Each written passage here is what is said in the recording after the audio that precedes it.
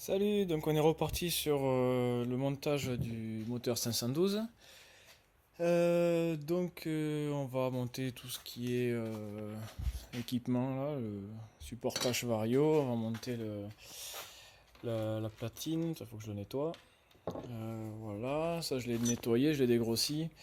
Bon, ce qui est bien de les nettoyer, bon déjà, en plus de se faire plaisir de monter des pièces à peu près propres, c'est toujours mieux que des trucs crado.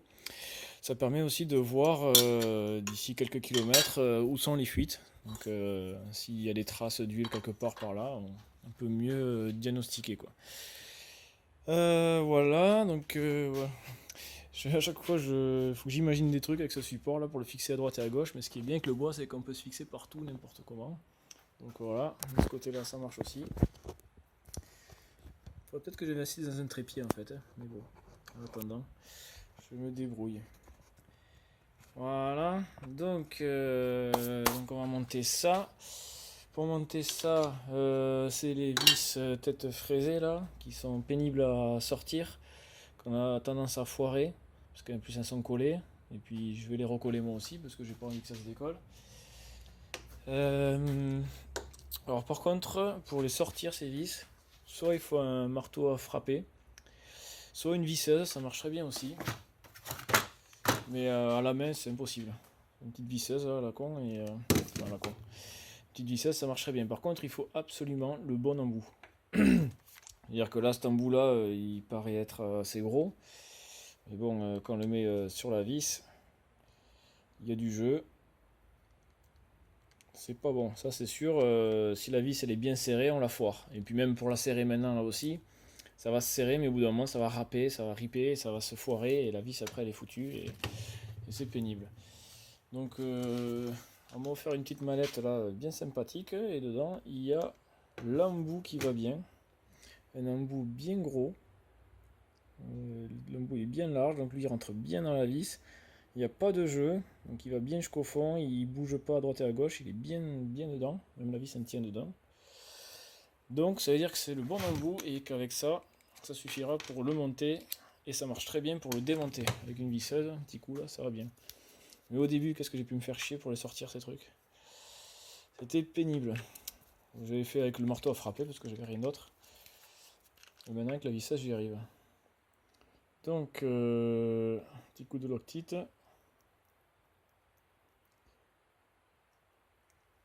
Je crois qu'elle a chaud la loctite.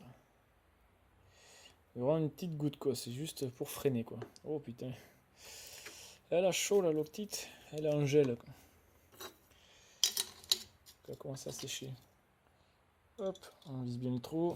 On commence à prévisser. On vient au contact. Vite, on fait l'autre avant que la colle elle sèche. On a un peu de temps, mais bon. Voilà, on rebouche pour pas que ça sèche, même si c'est déjà à peu près séché. Tac, on visse à la main pour pas foirer le filet.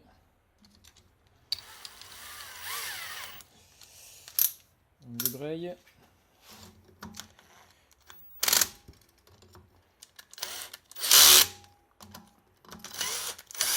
Voilà, avec ça, ça ne bougera pas et on pourra le démonter à condition d'avoir le bon embout. Sinon les vis c'est sûr un foire. Après, ce que j'aime bien faire c'est, je sais pas comment j'ai récupéré ça, j'avais des vis à 6 pans creux, tête fraisée. Je sais pas où j'ai ça. Et ça c'était vraiment bien, c'est quoi, c'est du M6 ça ou du M5 FHC, voilà. Je sais pas où est-ce que j'ai trouvé ça là. Des vis tête fraisée 6 pans creux. Elles sont trop longues, je les recoupe, mais au moins avec une clé Allen, on peut aussi très facilement le dévisser quoi. En plus, c'est du, je sais plus si c'est pas du 10.8, du 10.9. Donc c'est un acier bien costaud. Donc là, on peut y aller, on peut la sortir, même si c'est un petit peu grippé, on peut catcher sur la clé, c'est très bien. Voilà, du coup ça c'est fait, on va mettre la platine d'allumage. Et la platine d'allumage, j'ai fait un petit montage à blanc et j'ai regardé que les vis ici ne... Voilà, si je monte dans la caméra, les vis ici ne touchent pas la platine à ce niveau-là. Parce que ça, j'aime pas trop, quoi. Je préfère que ça plaque bien sur la face de centrage ici. Et surtout, les deux faces là. Parce que là, ça communique à l'intérieur du carter. Donc je veux vraiment que ça appuie ici pour faire l'étanchéité maximale. Voilà. Et donc du coup, si je présente la vue d'œil. Là, je suis bon. Là, je suis bon. Je passe dessous. Là, c'est bien court, ça suffit. Là, je suis bien dessous. Là, ça passe. Il y a même un petit dégagement. Là, ça passe. Ça n'a rien à voir.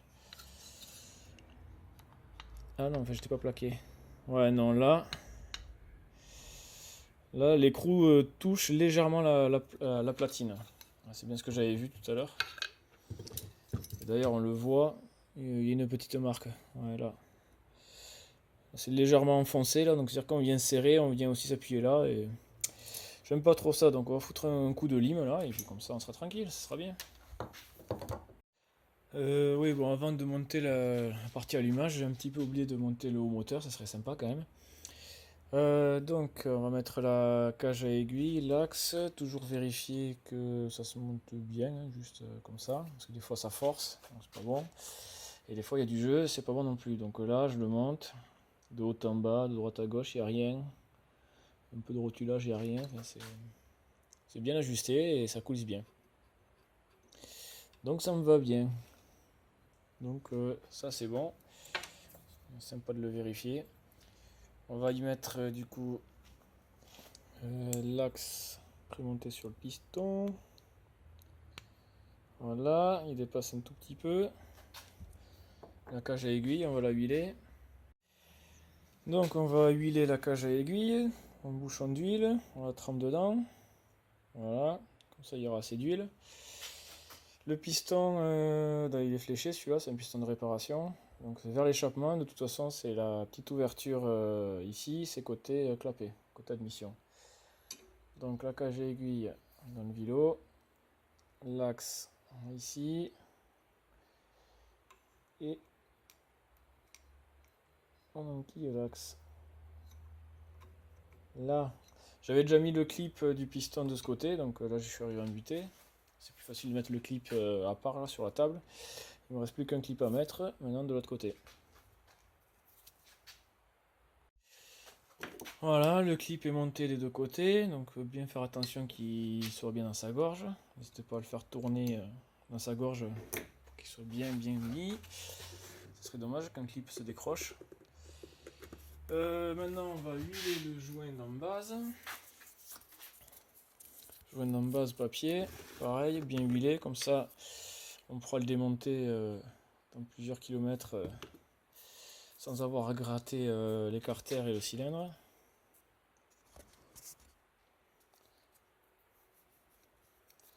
Moi, j'huile généreusement.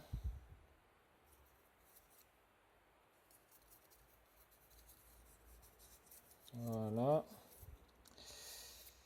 Du coup, j'ai remarqué qu'il faut. Je mets tellement d'huile sur les joints papier et tout là que. Au bout d'un moment, il faut que je remette un coup de clé sur les écrous de culasse. Parce que l'huile, elle finit par partir avec la chaleur ou quoi, là, avec le serrage. Et du coup, là, le serrage se resserre un peu, se desserre un peu là sur les écrous de culasse. Ça se tasse un peu, on va dire. Là. Donc ça, il n'y a pas d'importance. Hein. Hop. On va bien passer. Là. Non, ça passe juste là. Vérifie. Ah, j'ai pas découpé le papier. Quel idiot, quoi. Ça sert à rien de gratter les transferts et les cylindres si le papier est resté comme les carters, quoi. Bon, et bien on va le découper. C'est trop dommage sinon. Ouais, ça serait bien dommage de laisser le papier en travers des transferts après avoir tout usiné, quoi. Donc pareil que la dernière fois, j'appuie là pour que la trace apparaisse et que je puisse y mettre un coup de cutter après. Là. Voilà. couper ça. Je vais même me prendre un petit peu de marge, là. Je vais couper un peu plus que ça pour être sûr que le papier ne dépasse pas du tout. Quitte à être un petit peu en retrait, ça fera rien. Hein. Merde, j'ai oublié de couper internet. Du coup, j'ai toutes les notifications. Voilà, donc on va y mettre un petit coup de cutter.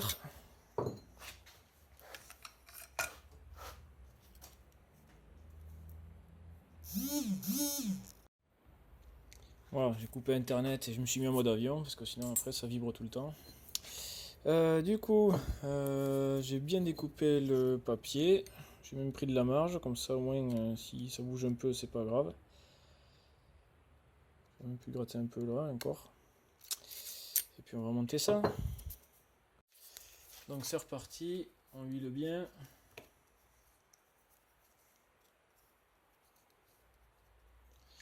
Voilà. On se place.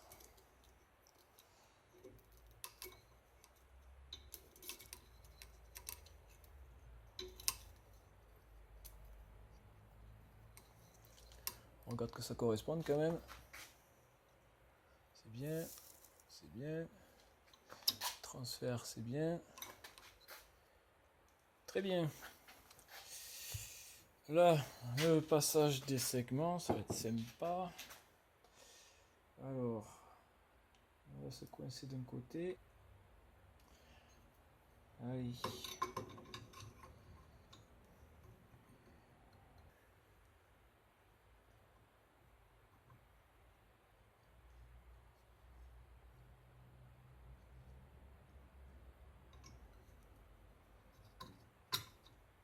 Voilà.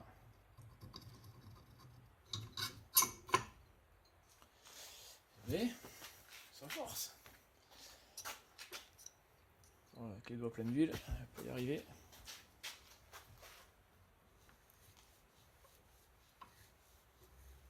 Ça force. Bon, ça va. Ça va. J'aurais dû mettre de l'huile dans le cylindre, ça aurait fait du bien. Pour le montage. Voilà, comme ça va vraiment fumer au démarrage, ça va être sympa.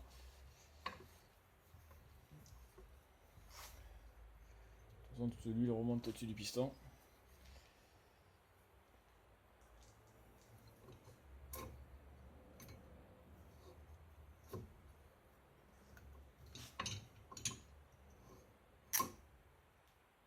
Vous voyez bien. Très bien.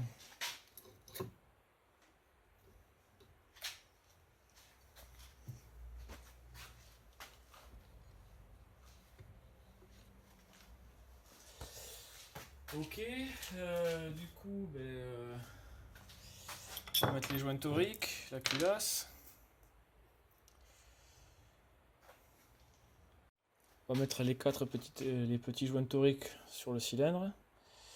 Donc ceux-là, pareil aussi, je vais les baigner dans l'huile. Comme ça, ils se démonteront plus facilement, ils colleront pas.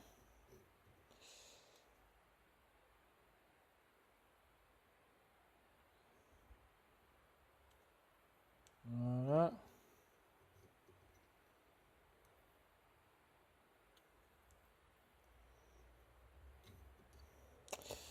Et le quatrième.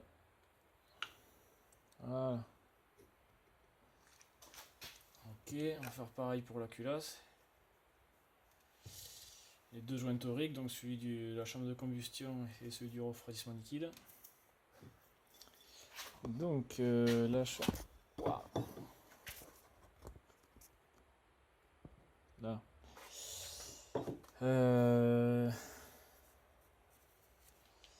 Chambre de combustion. Avec les doigts propres, bien sûr.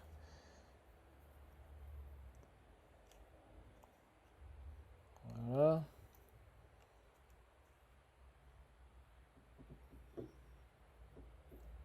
Bien huilé. Joint torique, du liquide de refroidissement.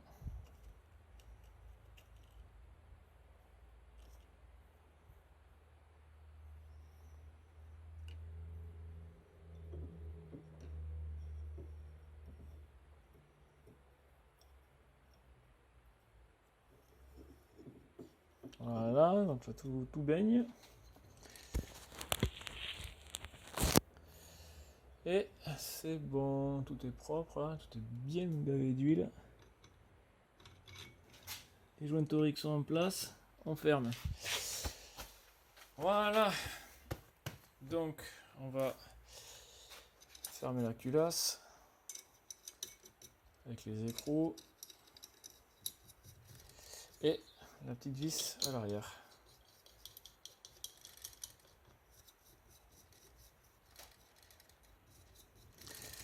On vient tout au contact et on va serrer en croix.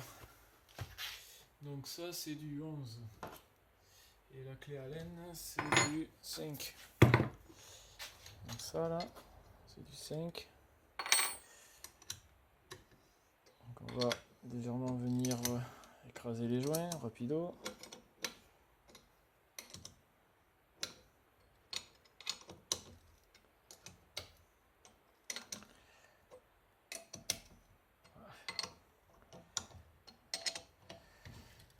Voilà.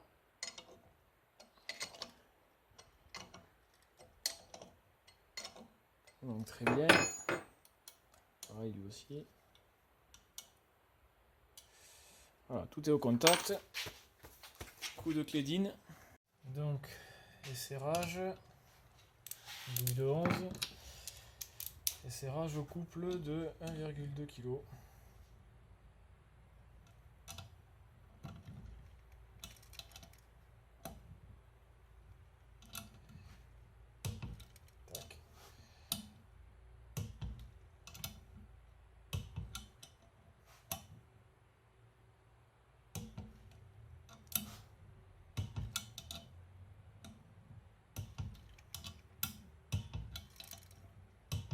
Ok. Et puis voilà. Celui aussi. Et la petite dernière.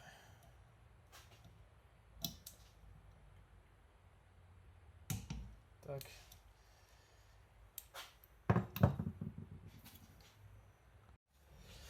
Bon, j'ai encore oublié de démarrer l'enregistrement de la caméra. Du coup, je disais que au niveau de la platine, tout à l'heure, on avait vu que l'écrou touchait ici. Donc on plaquait pas bien sur les deux surfaces d'appui. Donc du coup, j'ai passé un coup de lime là. Et du coup, maintenant, on a un tout petit espace avec l'écrou. Donc on vient bien appuyer sur les deux vis qui vont venir fixer le stator. Donc un coup de nettoyage et on monte ça. Voilà, c'est tout propre à peu près. Du coup, petit test vite fait, parce que c'est un truc d'occasion, donc je sais pas si les fils ils sont pas nickel à l'intérieur ou quoi, ils sont un petit peu raides. Je vais pas les changer, je vais juste vérifier que la continuité. Juste la continuité là, et pour moi c'est déjà... Ça c'est une panne électrique, je sais que déjà les fils eux ils sont bons. Donc du rouge au rouge, on a 0. Le noir il est là, et après il est sur la masse éclairage ici. 0. Le vert il est là. Le vert il arrive ici. 0. Et le jaune, l'éclairage, qui arrive ici. 0. Normalement, c'est ça. Le noir il fait masse. Il fait masse, donc c'est à dire que même sur la masse de la bobine d'éclairage, j'ai 0. Bon bah très bien. Bon, ça me va, au moins les fils sont pas pétés ou quoi, et ça vient pas de là si j'aurai un problème au démarrage. Et vite fait pour les bobines, je regarde la résistance. Donc là il y a bien une résistance là. Pareil pour la bobine d'allumage. Voilà, il y a une résistance, il n'y a pas marqué 0, donc ça veut dire que le fil n'est pas en court-circuit à l'intérieur, donc normalement ça devrait marcher. Les valeurs, je ne sais pas les interpréter, je ne sais pas ce qu'il faudrait normalement. Si vous les avez, les valeurs, ça m'intéresse, comme ça on pourra comparer. Et voilà. Donc le montage de ces vis, ça me fait toujours réfléchir, parce que j'ai peur que, comme on a le vilebrequin à l'intérieur, Là, si je visse à fond, là je touche le vilebrequin. Donc pas bon. J'ai toujours peur que ces vis soient légèrement trop longues ou quoi. Donc ce que j'ai fait, c'est que je prends ici la mesure. Je mets là. Et je pousse jusqu'à toucher le vilebrequin. Voilà. Et je la compare du coup. C'est plus facile. Je mets la vis à l'intérieur avec la rondelle en cuivre. Et je regarde qu'elle soit quand même plus courte. On n'est pas loin quand même. 1 ou 2 mm. On n'est pas loin, donc j'aime bien le vérifier quand même. Parce que si on vient serrer sur le vilebrequin ou qu'on vient le frotter, c'est quand même bien dommage. Effectivement, avec ces vis là, il faut pas déconner, il faut pas mettre des plus longues. Il faut vraiment. Je sais pas combien font celle-là. Là, c'est du 20 mm. Du M6 par 20. Il faut pas plus long. Voilà, donc je vais y mettre un petit coup de. Pour l'étanchéité là. Parce que là c'est face-face. Je vais y mettre un petit coup de pâte de la CAF. Même si je pense que c'est pas trop la peine, mais bon, je l'ai donc je vais le faire. Comme ça, le moteur sera bien hermétique. Donc avant montage, on s'assure que les surfaces d'appui ici soient bien propres. Là, on a tout le tour aussi, là, parce qu'on vient de s'appuyer là-dessus. Pareil ici, le centrage intérieur là, et ici, que ce soit bien propre. Après j'y mets un petit coup de CAF ici là, mais bon, pas sûr que ce soit très utile, mais.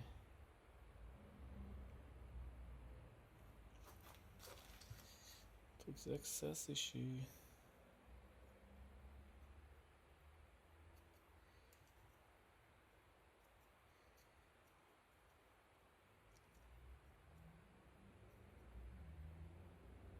Voilà. Pas besoin d'en mettre beaucoup parce que tout va dégager sur le côté de toute façon et à l'intérieur.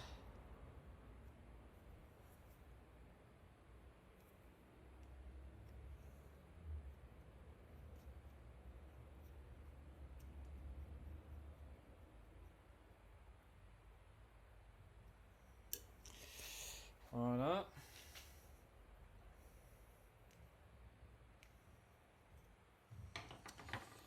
Et puis on peut faire le montage. Donc le fil vers le bas. On fait coïncider les deux vis.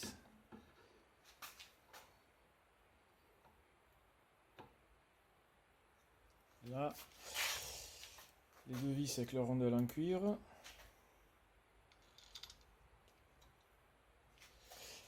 La clé de 5.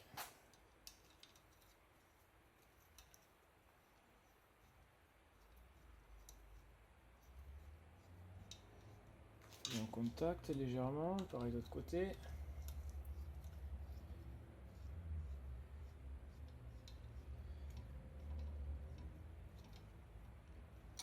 Là, contact. On est bien, on ne touche pas ici. On touche nulle part. Allez, on serre.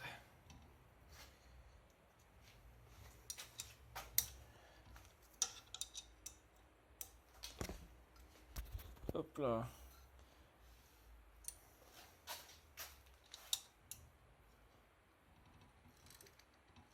Pas la peine de serrer trop fort. Un petit peu quand même. Voilà. Donc du coup, la CAF a bien dégueulé sur les côtés. C'est très bien. Et donc là, on devrait être étanche. De toute façon, on va faire le test d'étanchéité. Et voilà. Donc pour le test d'étanchéité, je vais remonter. J'ai une boîte à clapet Doppler avec des joints papier. C'est ce que j'avais d'ailleurs quand j'ai fait le premier test d'étanchéité, qui m'a conduit à tout démonter. Donc je vais remonter ça pour pouvoir y fixer voilà, ça pour faire le test, mettre la pression, le bouchon à l'échappement, mettre une bougie et on va vérifier si tout ce que j'ai fait c'est étanche. Donc voilà, j'ai serré les 4 vis, on met une bougie Et puis on va pouvoir mettre le kit d'étanchéité de notre ami Fabien Vino, qu'on trouve sur Facebook, Vino avec un T à la fin, qui nous imprime des roulements 3D. Donc voilà, c'est dommage que j'avais monté les roulements trop vite, j'aurais pu utiliser les faux roulements pour faire le calage et faire des tests. Ça c'est les roulements pour 103, ça c'est un bouchon d'échappement pour 103, des petits cadeaux. Le bouchon pour MBK. Et après, ça c'est à mettre dans le manchon souple pour les PHBG. Et ça, celui qui est à l'intérieur, c'est pour les carbus montage rigide. Donc j'ai utilisé une gaine là, j'ai trouvé une gaine en diamètre qui va bien. Tac, je mets ça ici. Du coup j'envoie la pression par l'admission, la bougie s'est bouchée. Je me trouve un joint torique, je me le mets au fond. Et on met le bouchon à l'échappement. Et là, c'est censé être étanche. On va serrer la bougie et là, et on va tester ça. Bon ben voilà, moment de vérité. Nous voici 2 semaines après le test d'étanchéité du moteur 512 qui fuyait de partout, qui m'a valu le remonter intégralement. On va voir si cette fois-ci j'ai plus de chance. Ah, le mono passe pas la caméra. On va y foutre 0,5.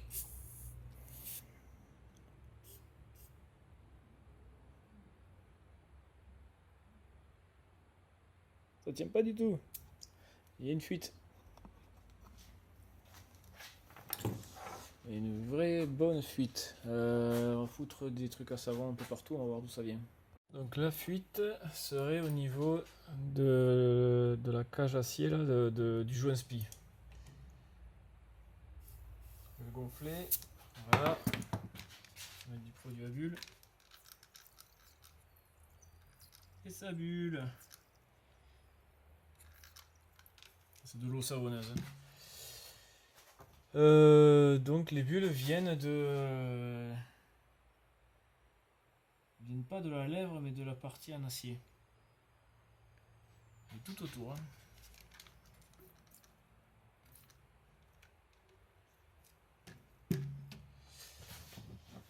Pas bon du tout. Mais vraiment, ça tient pas du tout la pression.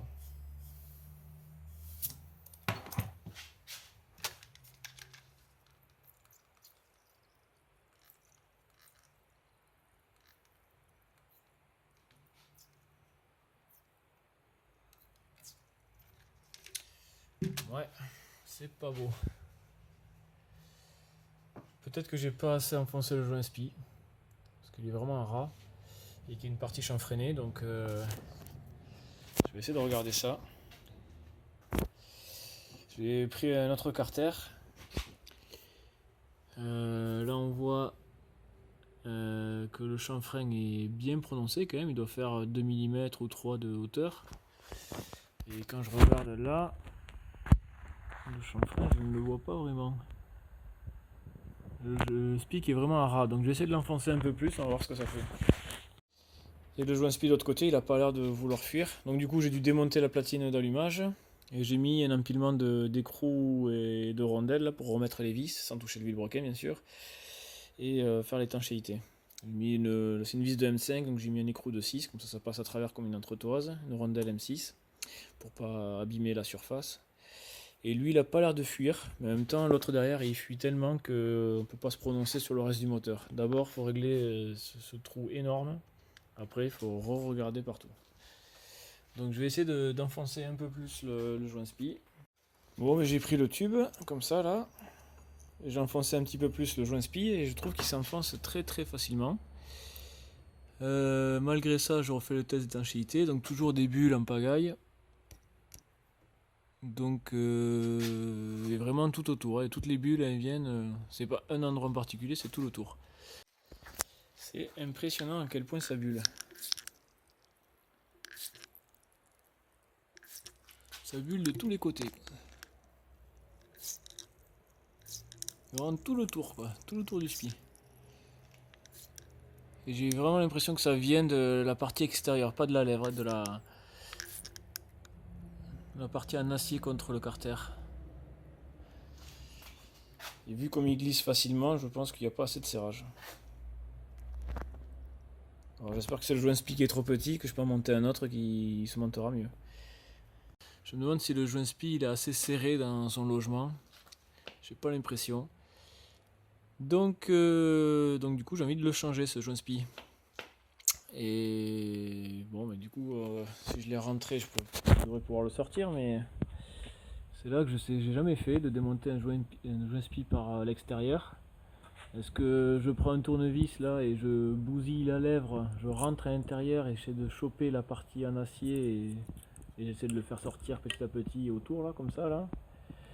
Ou est-ce que vous avez une autre astuce? J'avais entendu parler aussi de prendre une vis à bois très fine et de le planter dans le caoutchouc et de tourner et de venir tirer de chaque côté, mettre deux vis à bois et de le tirer. Je pense pas que ça va marcher.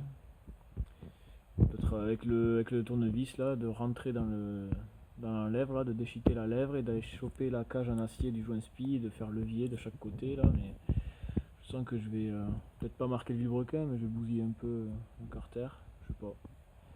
Je sais pas, si vous avez des astuces pour démonter un joint spi par l'extérieur, à part des coups de tournevis, je vois pas comment on peut faire. Voilà, bon, et bien finalement ce moteur il veut pas être étanche, hein. Il veut pas du tout être étanche. Allez, et bien je vais réfléchir à ça. Et en attendant, à la prochaine. Salut!